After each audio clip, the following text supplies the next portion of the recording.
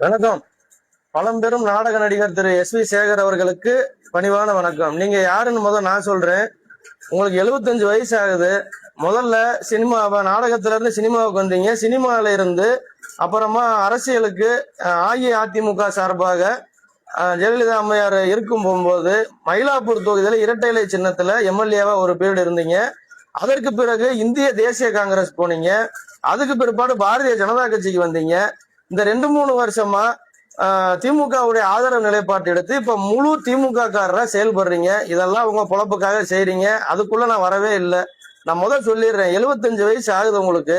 அதனால நீங்க மரகலண்ட மாதிரி பேசுறத தயவு செஞ்சு நிப்பாட்டிக்கிட்டீங்கன்னா உங்களுடைய குடும்பத்திற்கு இந்த பெண் பிள்ளைகளை பெற்றவங்களுடைய சாபம் கிடைக்காம இருக்கும். ஏன்னா இன்றைய உங்களை எஜமானர்களுக்கு விசுவாசமா இருக்கணுங்கிற ஒரே நோக்கத்துல ஒரு பத்திரிகை பேட்டி கொடுக்குறீங்க. அதுல தேவையில்லாம ஒரு பெண் குழந்தை, இந்த பாலியல் வன்முறைக்கு ஆளான பெண் குழந்தை, அது எதுக்கு அந்நேரத்துல புதர்ல போய் நிக்குது? அந்த புதருக்கு இல்லாம போலீஸ் லைட்டு போட முடியும், தெருவுக்கு தான் லைட்டு போட முடியும்ன்றீங்க. தெருவுக்கு போலீஸா லைட்டு போடுறாங்க? அது உங்களுக்கு தெரியுதா? என்ன பேசணும்? உங்க விசுவாசத்தை காட்டணும்னா நீங்க வேற எப்படி வேணாலும் பேசுங்க. என்ன பேசணும்னு தெரிஞ்சு பேசுங்க, சரிங்களா? இப்ப நீங்க விசுவாசத்தை காட்டி மட்டும் உங்களுக்கு என்ன கிடைச்சிருக்கு? கலைஞர் டிவியில ஒரு நாடகத்துல நடிக்கக்கூடிய வாய்ப்பு கிடைச்சிருக்கு. அதுவும் என்ன கேரக்டர்ல நடிக்கிறீங்க? வயசான 2-3 குழந்தைகளுக்கு தகப்பனான நீங்க ஒரு சின்ன பொண்ணை கல்யாணம் பண்ணிக்கிற மாதிரி ஒரு கேவலமான கேரக்டர்ல நடிக்கிறீங்க. அதே கேவலத்தை உங்க பேச்சிலையும் நீங்க காட்டுறீங்க.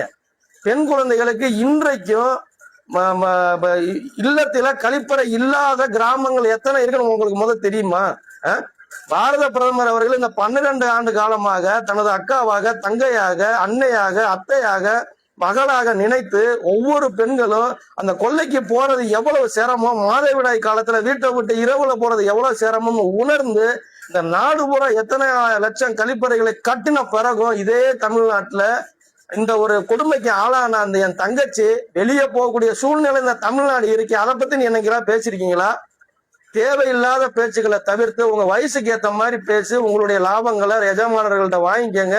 இந்த மாதிரி பேச்சுகளை தவிர்த்தீங்கன்னா உங்க சந்ததிக்கு சாபம் கிடைக்காம நீங்க நல்லபடியா வாழ முடியும். நன்றி.